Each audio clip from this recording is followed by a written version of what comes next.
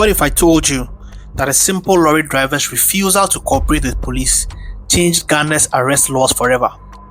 This is the case of Asante versus the Republic of Ghana, a case that every police officer, lawyer, and citizen of Ghana should know by heart. Now picture this. It's December 1970 in Nswatre, a small town in the Brong-Ahafo region of Ghana. A hard-working lorry driver is going about his daily business unloading goods from his vehicle, completely unaware that his life is about to become the center of a landmark case that would reshape Ghana's criminal justice system. The trouble began when a schoolgirl named Abena made a complaint to the local police, alleging that this lorry driver had assaulted her. The station officer decided to send Constable Abalo, accompanied by Abena herself, to invite the driver to the police station for questioning. It seemed like a routine matter, but what happened next would expose fundamental flaws in how arrests were being conducted across Ghana. Constable Abalo arrived at the scene dressed in civilian clothes, though he was well known in the community as a police officer. Kwesi was perched atop his vehicle, busy offloading his cargo when the constable approached. Abalo greeted him politely, showed him his police identity card, and informed him that he was wanted at the police station. What seemed like a straightforward request was about to spiral into a confrontation that would make legal history. The lorry driver's response was blunt and uncompromising. He told Constable Abalo to go back and inform the sergeant in charge that he wasn't going anywhere because he was working. But he did not stop there. In a moment of defiance that would prove legally significant, he warned the police officer to leave his lorry, or else he would not wear a police uniform anymore in the town. This wasn't just bravado. It was a man defending what he believed were his rights. What happened next was a physical altercation that would be dissected in courtrooms and in lecture halls for decades to come. The lorry driver attempted to climb down from his vehicle and drive away, but Constable Abalo had other plans. The officer tried to prevent his departure by seizing his car keys, a seemingly reasonable action. The driver's response was swift and decisive. He slapped Constable Abalo with such force that the officer collapsed to the ground. But he wasn't finished. As Abalo lay there, the driver kicked him, tearing his police trousers in the process. The scene was chaotic, violent, and seemingly clear-cut. A civilian had assaulted a police officer and damaged his property. The lorry driver was promptly charged with 2 offenses: assaulting a police officer and causing unlawful damage to the torn trousers. He was tried and convicted at the district court in Brekum, where he was given the choice of paying a fine of 80 Ghana cedis or spending 4 months in jail. Now, most people would have paid the fine and moved on, but this driver was determined to fight what he saw was an injustice. He appealed both the judgment and the sentence, setting into motion a legal battle that would fundamentally change how police conduct arrests in Ghana. His lawyer, Dr. Ohinejan, crafted arguments that were both brilliant and revolutionary, challenging the very foundation of police arrest procedures. His first argument was that Constable Abalo was not legally empowered to arrest his client because the officer had failed to disclose the true grounds for his arrest. This wasn't just a technicality, it struck at the heart of citizens' rights and police accountability. The lawyer argued that when Abalo seized the car keys to prevent his client from leaving, this act itself constituted an unlawful assault on his client's person. The legal reasoning was as sophisticated as it was compelling. Under the law, acts that cause annoyance can constitute assault, and the unauthorized seizure of someone's property, particularly car keys, certainly qualified. If the police officer's actions were unlawful, then the lorry driver had every right to use corresponding force to defend himself and regain his freedom. It was a complete reversal of the prosecution's narrative. Dr. Jan's second argument targeted the damage charge. He pointed out that the prosecution had failed to demonstrate the actual value of damage done to the torn trousers, making the unlawful damage charge legally unfounded. Every detail mattered in this case. The prosecution, led by Ewuku Yeboah, fought back with their own legal arguments.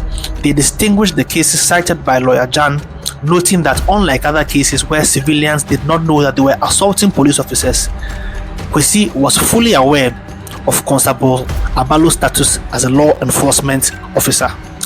They argued that the force used by the driver was unreasonable under the circumstances, particularly the kicking of the officer when he was already down on the ground. The prosecution also defended the damage charge, arguing that they had properly tendered evidence of the damaged trousers and that the driver could not disprove the charge in any meaningful way.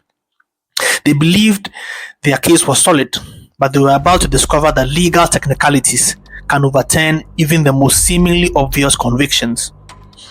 The case eventually reached the High Court before Justice Antechi, and his decision would resonate throughout Ghana's legal system. His approach to the case demonstrated a fidelity to legal principles that prioritized citizens' rights over the convenience or assumptions about police authority.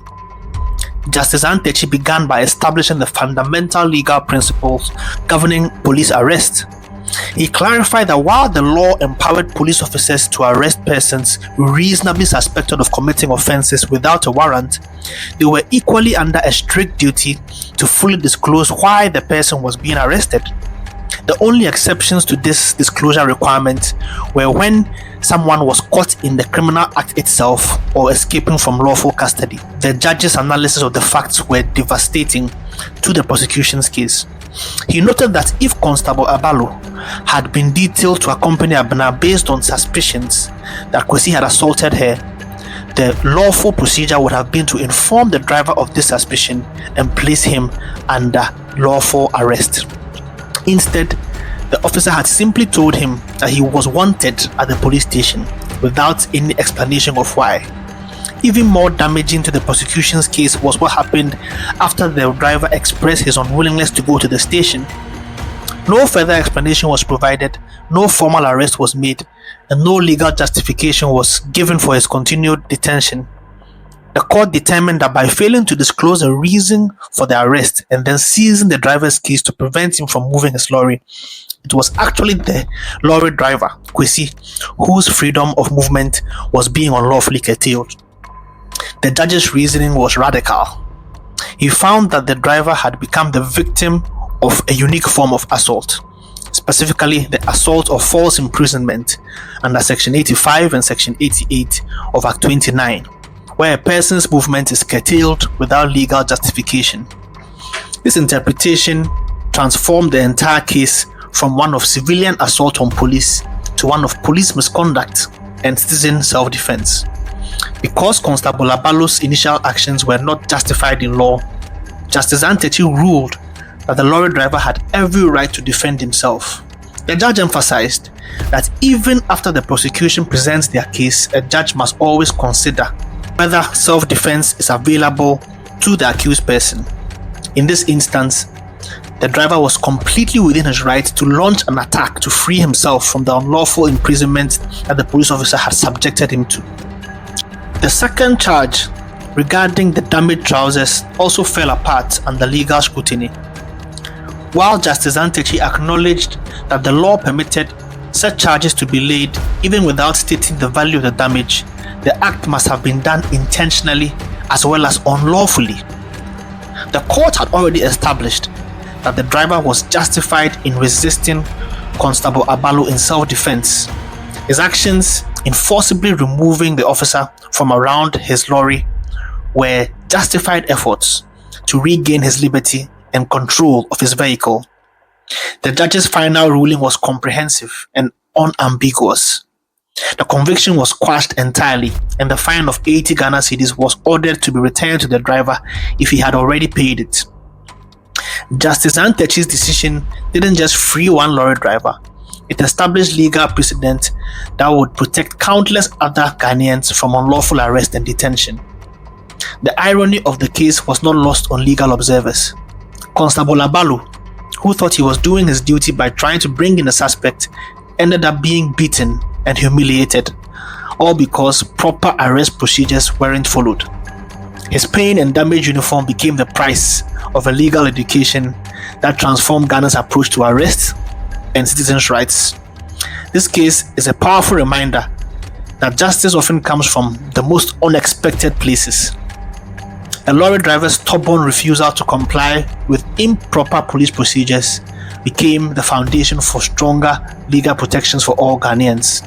His story proves that sometimes the most important legal victories come not from courtrooms filled with dignitaries, but from ordinary people who refuse to accept injustice, no matter how powerless they might seem.